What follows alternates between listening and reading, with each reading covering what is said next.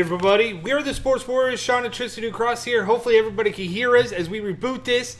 Sean, a serious string of retirements here. Not one, not two, but three people have announced their retirement.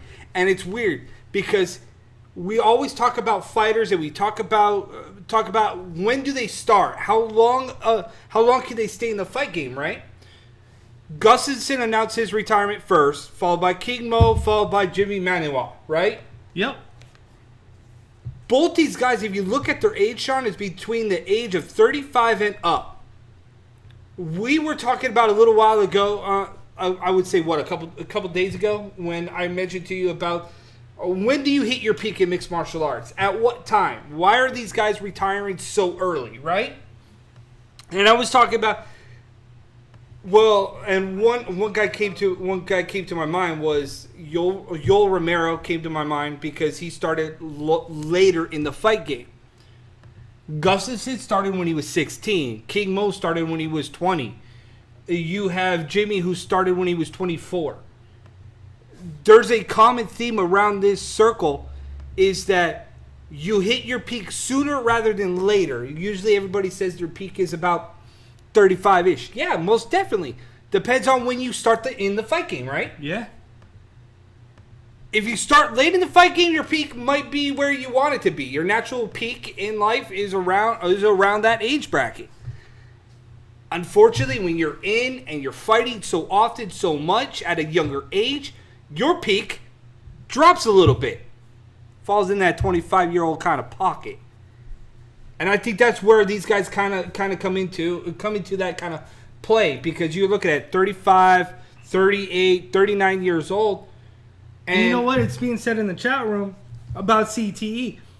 I sound like a broken record talking about that level every single week on every single show. The severity of CTE.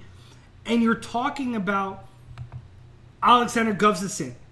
And you're talking about Jimmy Manuel. You're talking about battles. You're talking about when did these guys actually start competing? Right. We talk about the grassroots and we talk about how great it is for pancration fighters and stuff like that. But you're talking about the peaks. The fighters that has been fighting at a young age are going to peak at a much younger age. Almost definitely. And they're going to fall at a much older age. So while someone has been doing pancration since they were like 6, 7 years old, whatever it may be, to where they're at, maybe at the 25 threshold, that may be their peak. That may be the best they'll ever be. When they get to about the 34, 35 years of age, you may see the drop off and the fall off. Like you've seen with Alexander Gustafsson for all the battles and the fights that he's been in. So the level of everything remains to be seen about what exactly is mixed martial arts going to look like in the next 2 years. And I say 2 years because it's the similar things that the NFL went through.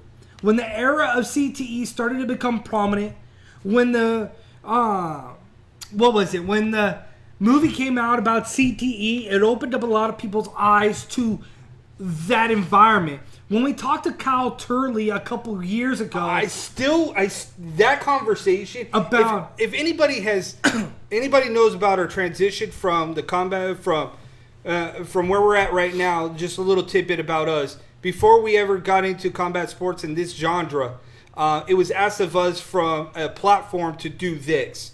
So that's why we're here. But before all this, we actually had a talk show where we covered baseball, football, and all the other sports. And we were out there covering the Angels, the Padres, and so forth. One of the honors we actually got to do was actually talk to Kyle Turley. Sit down, have a conversation over the phone with Kyle Turley. And I remember every single day, I play this every single day because as weird as it is, Sean, it kind of hits home because of how often I feel. Is that he always says that he's surprised that he's alive today because of the amount of times that he would wake up and have to pop a pill just to get out of bed. King Mo Lawal? Dude, has anybody read the story about him retiring? that it's all over social media that nobody's talking about? This guy has said that he has had surgeries on his knees. Yeah. Surgeries on his hips. That he says he can no longer walk or jog. That it's painful for him to go through a camp and think about, oh my God, can I put my body through this again? Can I do the workouts every single day? Put a game plan into place and give it his all. And he's like, you saw my last fight. I could barely walk. I could barely move inside that cage. That told me right then and there that I could no longer do this because I have a family. I have kids. I have kids that need me, that need their dad. And I'm like, I see you. I see you, man. Because those that don't know are those that don't do. And when you look at Kimo Lawal, he's been on our show several times. Amazing dude. Very catty. I love him. Yes. When you start talking about long term and longevity life, you got to be able to say, you got to be able to look at yourself in the mirror and accept this call. And that's the thing. It's like when the call came in the era when you talk about the NFL, when the CTE was going prominent, to go back to that real quick, was the fact that when you look across the bow and you see that change of what your mindset is, and you look and see that Patrick Willis started a chain reaction in the NFL of retiring because of the fact that when you're a linebacker at the NFL level and you collide so frequently, it's like two Mack trucks hitting each other.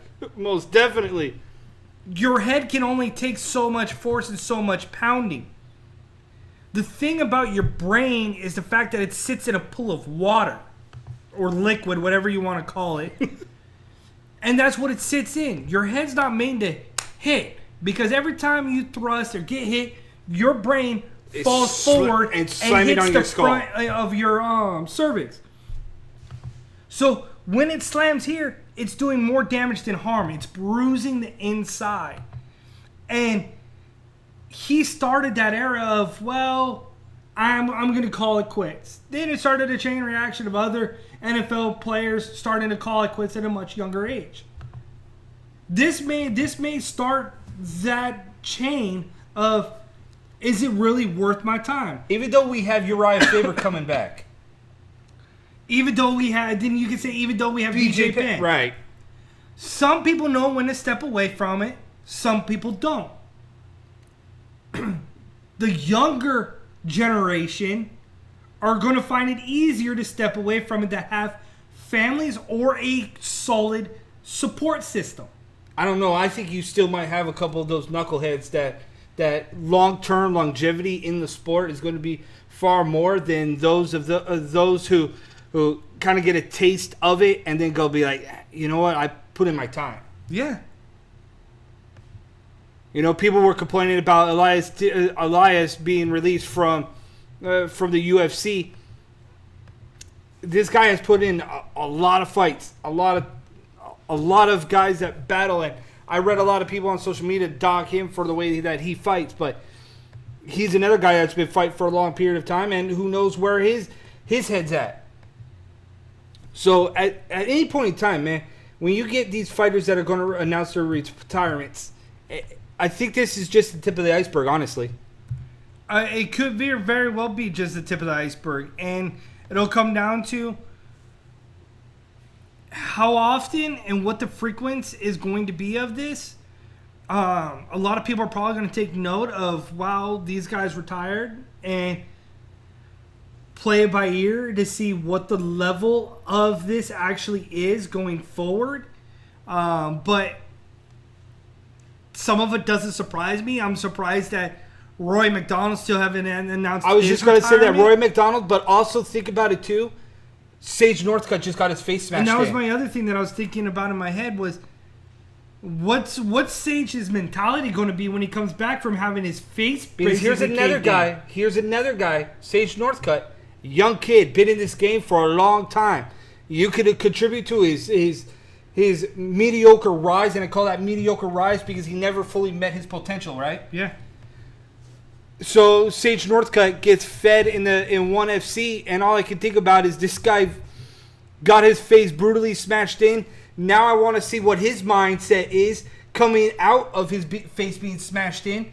How does he regroup? How does he kind of get back to his people? What goes on? What's the transition mindset? That's what I want to know from here on out to see what goes on. Because Sage Northcutt is going to be another interesting guy that you're going to have to watch. You got to find out where his mindset is. And that's kind of like, I almost want to say that's kind of the tip of the iceberg if he goes. If he cannot get his mind right and cannot go, he's not going to be the last guy that's going to come out at a young age. And that's the biggest thing that I think nobody's talking about is what's next to come from Sage Northcutt. Because we all saw his face get blasted in. Have you seen his Instagram video? Oh my God. He barely even looks the same. Right. It looks like a guy had to go through plastic surgery to rebuild himself.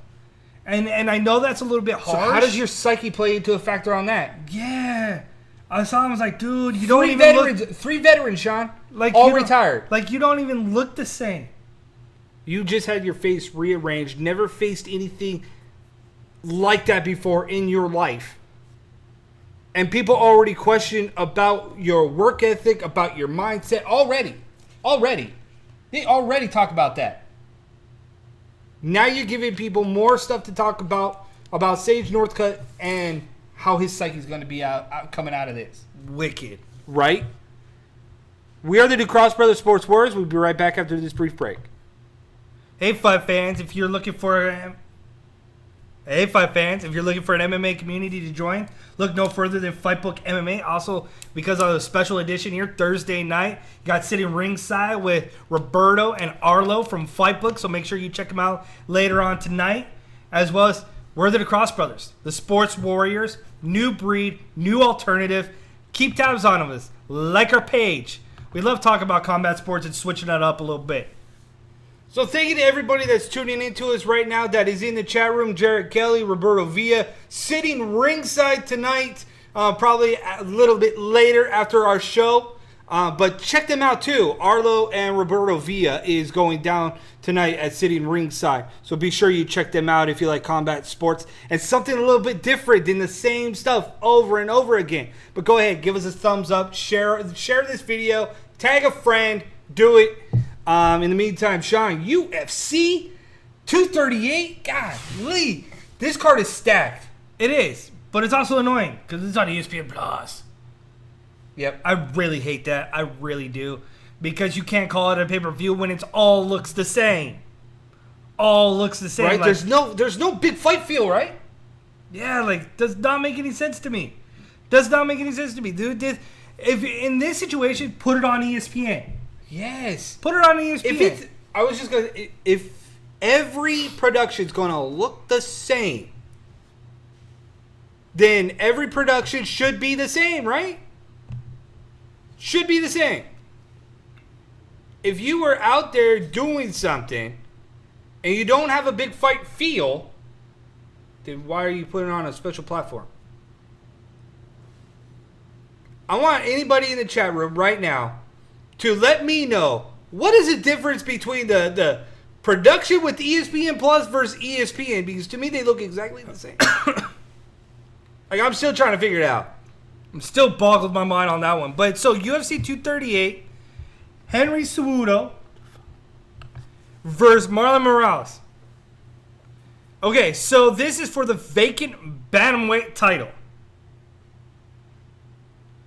You have the bantamweight title. Then you have Valentina Shevchenko versus Jessica Ai for the flyweight title. Donald Cerrone versus Tony Ferguson. So that's happening. That's coming back. But let's talk about Henry Cejudo versus Marlon for a quick second. Okay? Henry Cejudo versus Marlon.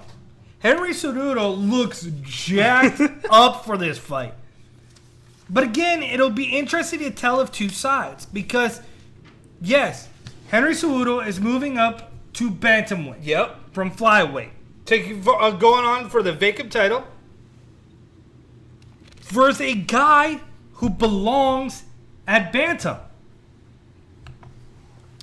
A gentleman, Marlon, belongs at bantamweight. And he barely has to cut weight. He doesn't struggle to make weight. And he is a guy that can balance on both sides of the spectrum. He can either go left or go right. By that I mean he can either take the fight to the ground or keep the fight standing. And when you're looking at the alternative here to what Henry has in place, he's not one-dimensional. He'll beat you standing or he'll beat you on the ground. So if that's the case, Henry is in a much difficult position than he has ever been in. Yeah, people will say, yeah, but he fought Demetrius Johnson at flyweight. That was a tough fight to begin with. Yeah, it was. Don't get me wrong. Right? But when you got a guy who is not strong out like TJ Dillashaw, the tide's going to change. And when you've got that tide, TJ Dillashaw should not have been fighting at bantamweight. No, he should not have. Should not have. No, at flyweight. That too. But even at bantamweight, Dillashaw struggled to make weight. Yes. He always looked strong out. Marlon doesn't. So Henry Cejudo has always gone in with an edge above TJ Dillashaw in his fights just because of the mention that Cejudo never had to worry about cutting weight even when he was in flyweight. But do you think this is an advantage for Henry in this fight against Marlon? No, it's a disadvantage. Because I think right now Marlon Moraes is at the best he's ever been. Coming off of a huge win against Rafael Sensao. Yeah. You are the number one ranked bantamweight, taking on now the number one ranked flyweight.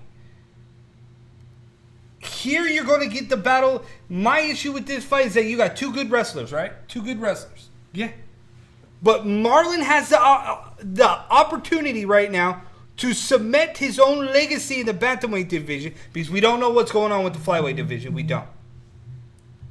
So what happens next will be the tale of the two divisions.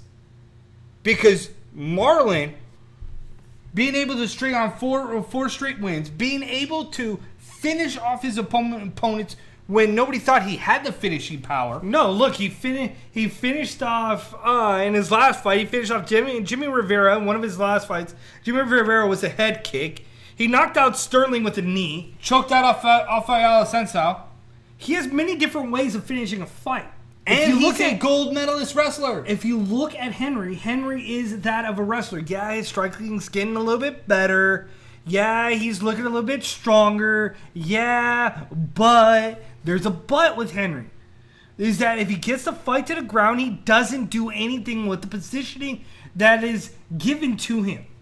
But Marlon, when the position is given to him, best believe he will make the most out of his opportunity. Absolutely. So if you're Marlon, you've got to beat Henry to the punch.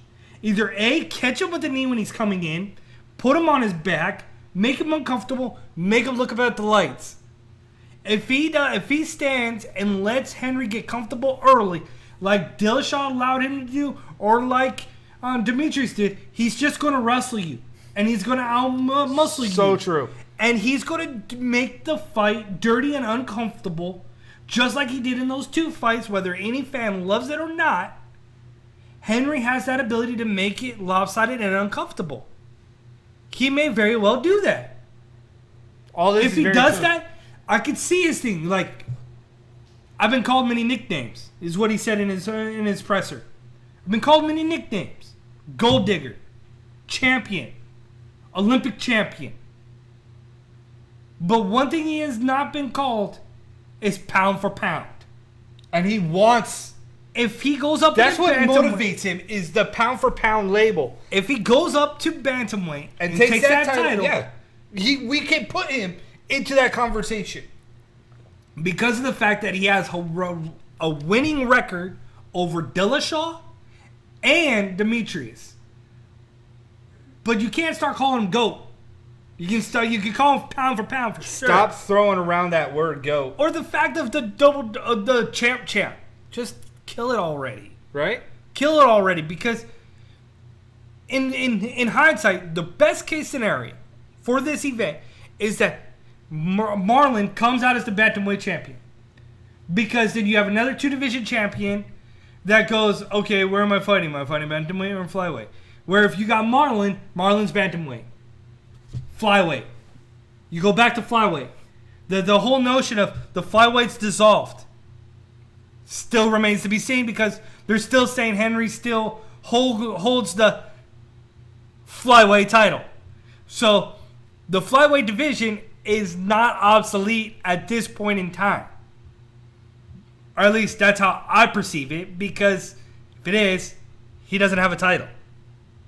You get what I'm saying? Yep. So you can't call him champ until you resolve the situation with that of the flyweight division. But then you look across and you see Jessica Ai versus Valentina Shevchenko. Am I the only one that's really indifferent on this one? Yeah, and when I was looking it up, I was indifferent too because I was like, really? This does not seem like a contest. This seems like this is all Shevchenko and the UFC not having really anybody right now in line that could competitively challenge her. So you get Jessica Ai, who is on 3-fight win streak, which congratulations to her. Since dropping to the flyweight. Right. But man, dude, do you all not understand? She is a plus 1050 underdog. That means that not only do we not think she has a chance, y'all don't think she has a chance. I think the UFC put this fight together because Jessica is a bulldog. Yeah, and it's going to be a good scrap. It's going to be a scrap, and that's exactly what it is. Valentina may find it hard to put her away, so it may go to decision, but either way, Shevchenko is going to walk out on top as the victor. The thing is, bold prediction here on the Sports Warriors. Oh, Jesus. Jessica Ai pulls a Andy Ruiz, which we'll talk about later. But that's about as funny as me saying that the Toronto Raptors are going to win in 7 games against the Warriors. My people laugh at me for that one. But I'm standing firm on that I said one. Warriors, and I said Raptors in 6. Raptors in 6. They're up 2-1. I think all the injuries to the Warriors are going to cost them the series. Just saying. Going to cost them. But that's going to be a good series. But Sean, Valentina is the person that, like, she literally went like this, Sean. Deuces, I'm out of the bantamweight division and I'm going to flyweight. Like, she legit looked at Nunez and went, nah, I'm good. I lost to her in 2016, lost to her in 2017, said, nope, not about that life anymore. I'm going to go dominate a division. And that's what she's doing, dominating a division. There's nobody in that division left outside of Jessica Ai that I hope dig deep down in her soul and find that Andy Ruiz and take that strap off of Valentina. And then we got the fight that everybody's talking about, Sean. Donald Cerrone, Tony Ferguson. Ooh-wee. That's going to be a barn burner. 2 issues I have with this fight, and I get why they made it, but this is dumb on both accounts, and I'm going to tell you why. This is dumb for one. Donald Cerrone is stupid for taking this fight. Because if he loses, he's done and won't ever see a title shot.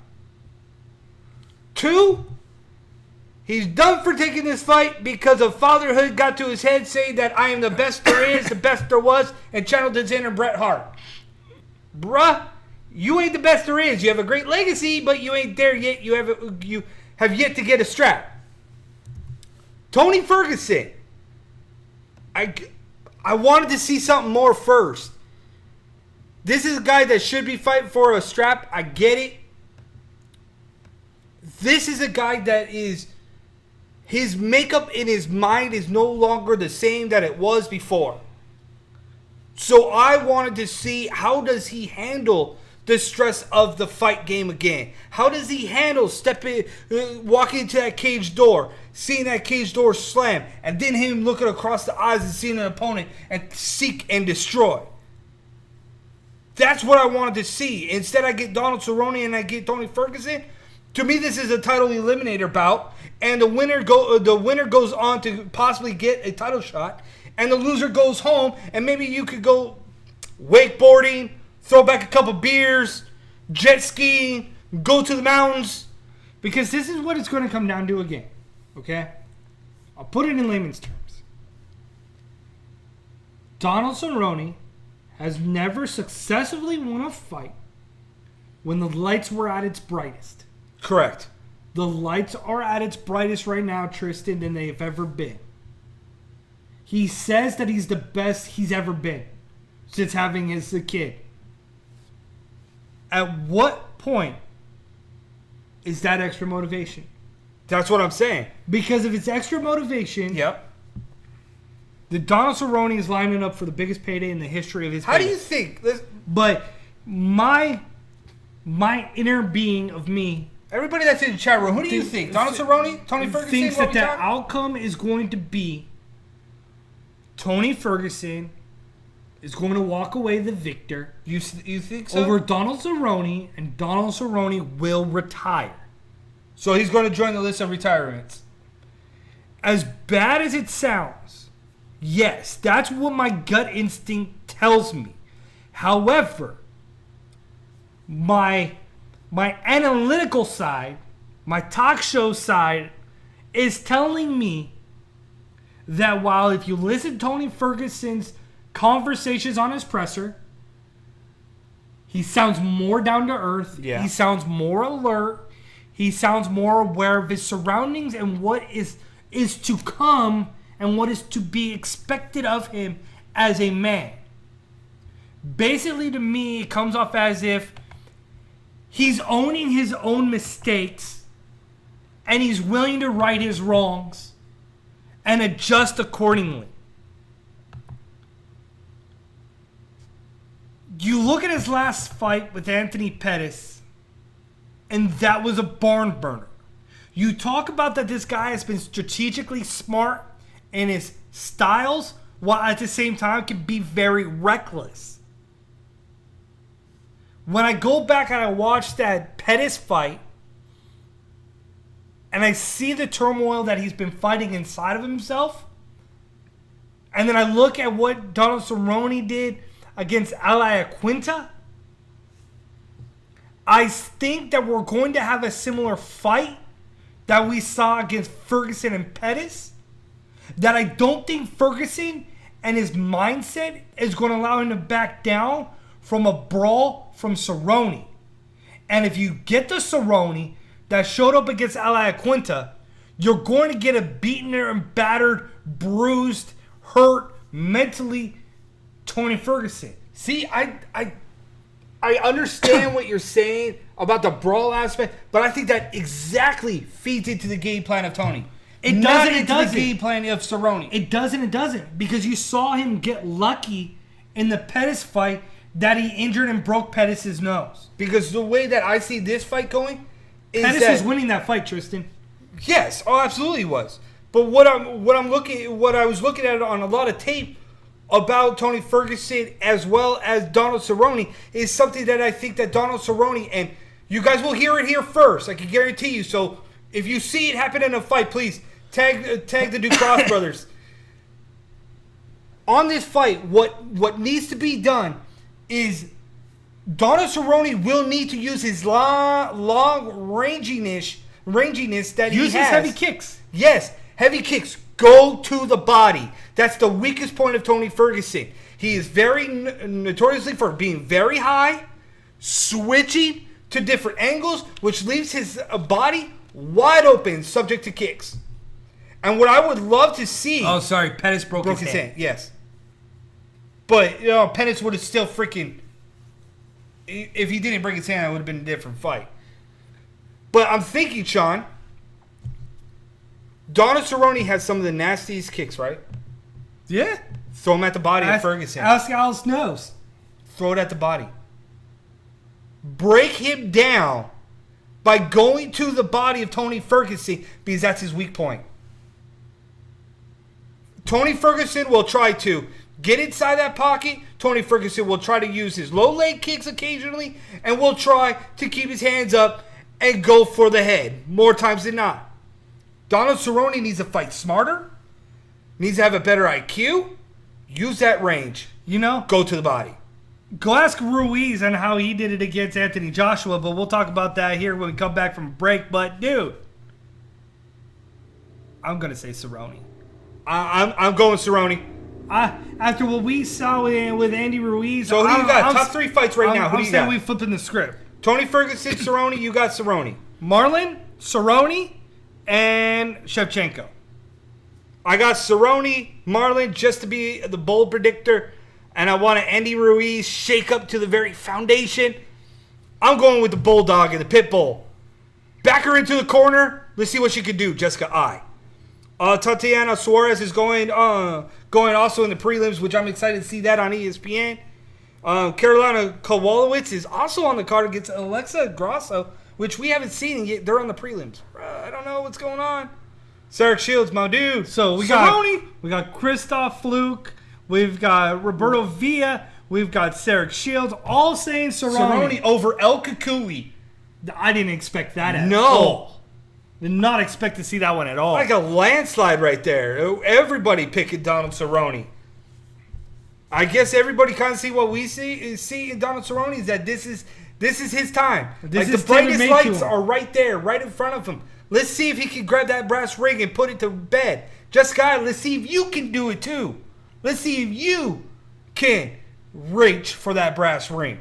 More with the Ducross Brothers Sports Wars coming up right after this brief intermission.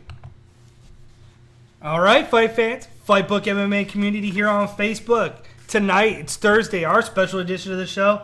Well, stay tuned to Fight Book MMA's community page because you will see a new show called Sitting Ringside with Roberto and Arlo. You also have us, the Ducross Brothers, typically every Wednesday at 12 p.m. Pacific Standard Time, right here on Facebook. You can go ahead and add us, like our page, Ducross Brothers. We love to talk about combat sports. Come on, join us in the chat room. We'll put you up on our show. We'll show everybody who you are. We are the Ducross Brothers Sports Warriors. I'm Tristan Ducross with my brother Sean Ducross. A couple shout outs real quick. We got our sponsor energy drink company, Rep Sports, Raz Energy. If you just look right here in front of the table, Raz Energy. Get it now. Use the promo code Ducross space Bros 15. Get 15% off your case. Raz Energy, your first way to get your energy in the morning. And then this QR code right here is I Love Anti. It'll take you to a website where you can get all the latest CBD oils and CBD muscle rubs for all your anxiety and aches and pains. Go there, use Ducross Bros 10, and you get 10% off. That's 10% off. Yes, I channel my inner Sean Spears. That was a perfect 10. Right here with the Ducross Brothers Sports Warriors. Cedric Shields, dude, he has a huge fight. He's in camp right now. So, did you see him the other day? Yeah. Man, he looks thin. He looks like ready to go. It's like every time I see Cedric Shields, he just keeps getting smaller, leaner, looking more chiseled. And it's like, dude, I don't want to run across this guy at all right now. I guess that's what, when you start getting to the mindset that you want to be a world champ, Hakuna Matata, my man, and that's what he has, that dude. What he's about to drop on other people here coming up for Tough Enough. So he has a fight coming up. Matthew Padilla is also having a fight that's going to be coming up. So be on the lookout for some of those cats going to be coming on the show here in the next couple of weeks or so. Hopefully get Cedric Shields on here. I'll reach out to Matthew as well. In the meantime, Sean, boxing, the world was shaking up. It was literally picked up, thrown backwards, picked up, dropped on its head, broke the internet, broke the media, broke the fans, you name it. It pretty much broke everything and their mama, except for, well, Andy Ruiz's family made out with 10 grand each. So, they won. I didn't even do anything on this fight except for I just pulled back my little tidbits that I have from last week's show. Because last week's show that we were supposed to do that we didn't do, on that fight I was going to let everybody know, hey, don't sleep on Andy Ruiz. He's one of the more technical... You should show him. This is from my notes from last week. Just on Andy Ruiz alone.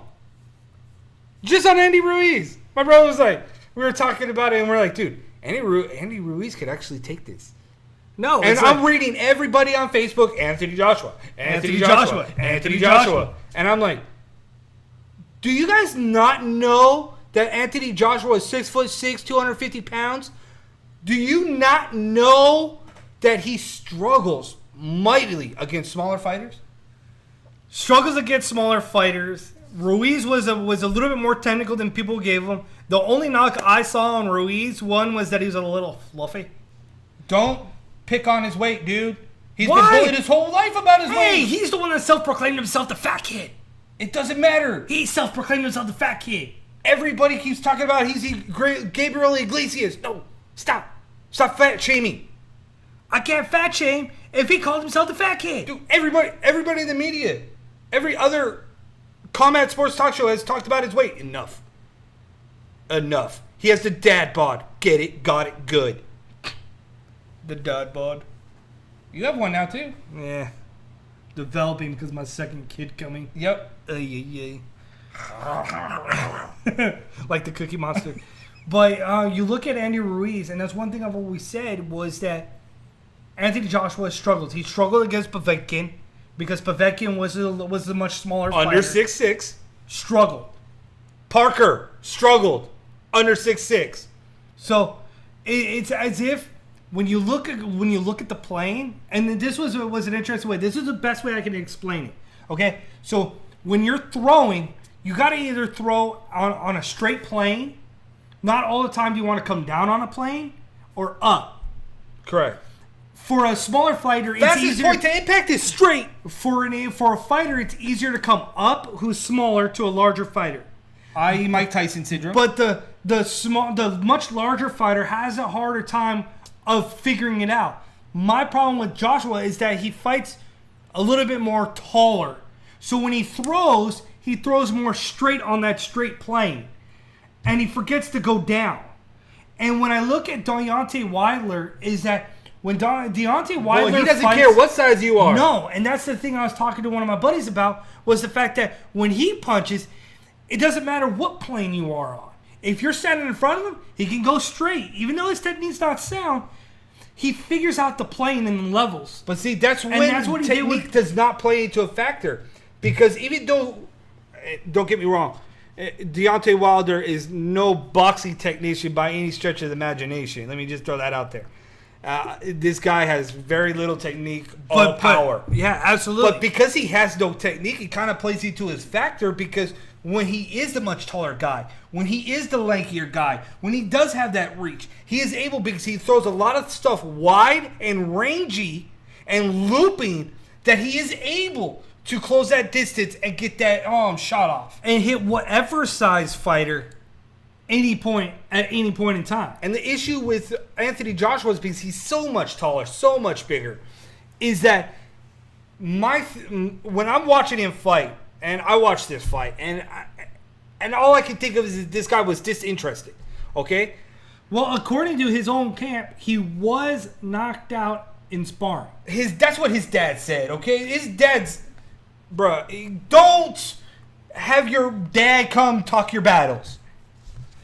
Because I think his dad mentioning that, Tristan, ruined a lot of the moment of how humble Anthony Joshua was in handling the defeat. Yeah, because why does your dad need to make excuses for why you lost? Because you didn't make an excuse. No, you stood right next to Andy Ruiz. I got dropped 4 times. Right? What am I going to do? The ref did his job. Yeah, dude, you got dropped 4 times. You, at one point, there is a photo on the internet of you on one knee, and you're like looking at the ref like this little poor sad kid, like, no mas, no, I don't want to be in here anymore, and you get dropped again. He did not want to be in that fight. He didn't. Andy Ruiz came into the fight with everything to gain and nothing to lose, and that, my friend, is the worst combination to have. Yup. And clearly Ruiz sees that moment, and then him jumping around at the end. Oh my goodness! Doing the Rocky pose, that was like watching a little kid celebrating the opening of his first gift that he could figure out what it was, and he was just jumping up and down, going, "Yeah!" He just set up his life. He no longer has to worry about food stamps or sleeping on the sofa or anything like that. This man has set up his family for life. Because think about this, Sean. His family just won 10 grand. Yeah. His mom, his dad, his brother won 10 grand by betting on him. Yeah, and then you look. Then on top of that, Andy Ruiz now knows that, yes, an immediate rematch is going down November or December. And that was the thing that was asked to me, Tristan, was so do we see a Ruiz versus Wilder fight, or a Ruiz versus Fury fight, or a Ruiz versus... And just start naming off people. And I straight up said, you kidding me, right? What do you mean?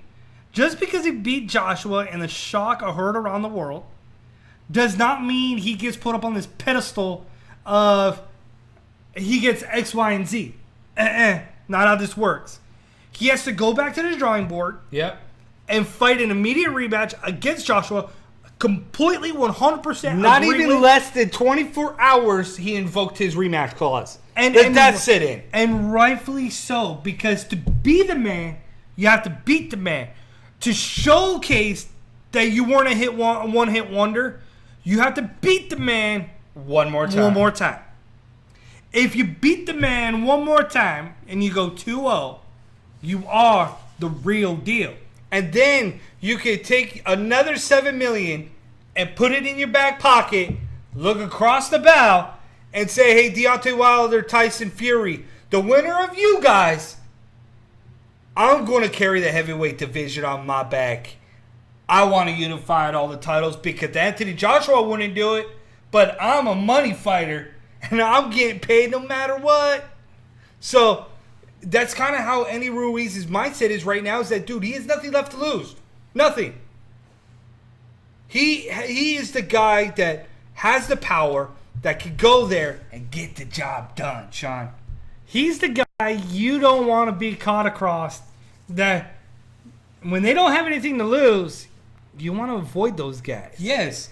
And just because Anthony Ruiz has the title does not mean that Andy Ruiz is going to think anything less of the second fight. And you're talking about nothing to lose. You look at who Triple G's facing this weekend.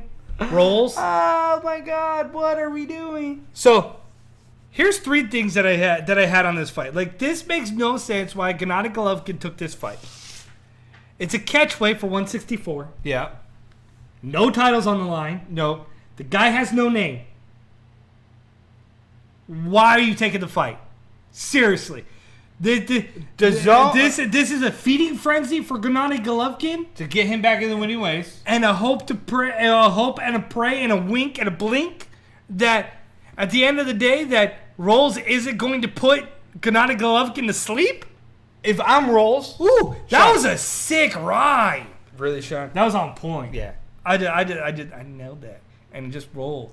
And boy, hey, no pun intended, I just rolled right off the tongue. You keep going. Smooth as the other side of the pillow. Hey! Whoa! Right here on the DeGrasse Brothers Sports Warriors. Randomness. It happens. But, Sean, Triple G versus Rawls, it's going to be an interesting fight because now I'm just hungry to see these boxers get their due, but Triple G should run through this guy, knock him out in the fourth round, call it a night, cash a check for DAZN, say thank you, nice doing business with you, on to the next. On to the next. Kind of what PFL did, right? See you on down the road. But PFL is into season 3 with no current heavyweight champion and no current light heavyweight champion. Because the current light heavyweight champion is retired and doing play-by-play for PFL. See, Philip Lins is the current heavyweight champion of PFL, but unfortunately had to pull out during this season because of an injury. And then, Sean O'Connell. Blah. Wow, that was a mouthful for me. My apologies. But Sean ended up retiring at the end of last season after he won the light heavyweight title. So they currently have no light heavyweight champion. But the guy that he went to war with and probably had the best fight of the year was Vinny Magalhães. That dude, I still have that fight etched in my brain. That was a crazy fight from the opening bell to the end. And I think he's a hands down odds-on favorite because he made it in towards the final to begin with. Correct. Favorite out of the light heavyweight division. He's the one guy that's still left standing that went the furthest in that division. Four straight victories, all by via stoppage.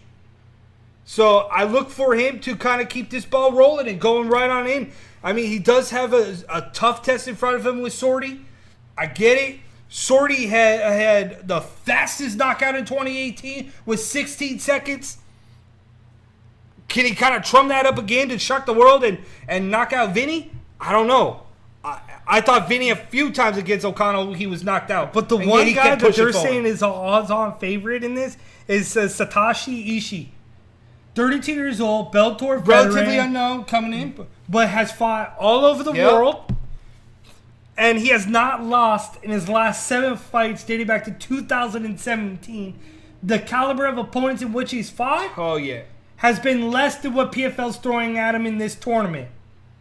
So he's turning into a rising favorite that if you don't know who Ishii is, you may want to Google this guy because apparently Go to he's somebody YouTube. to be reckoned with in this tournament.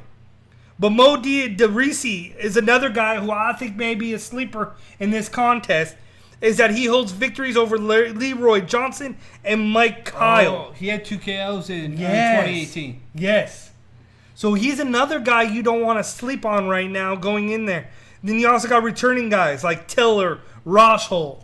Yep. So it's an interesting. Since It's you- going to be an interesting Since PFL you're 3. also naming off something, an interesting cat that looking on the roster and looking at what's going on in PFL is that Jordan Johnson.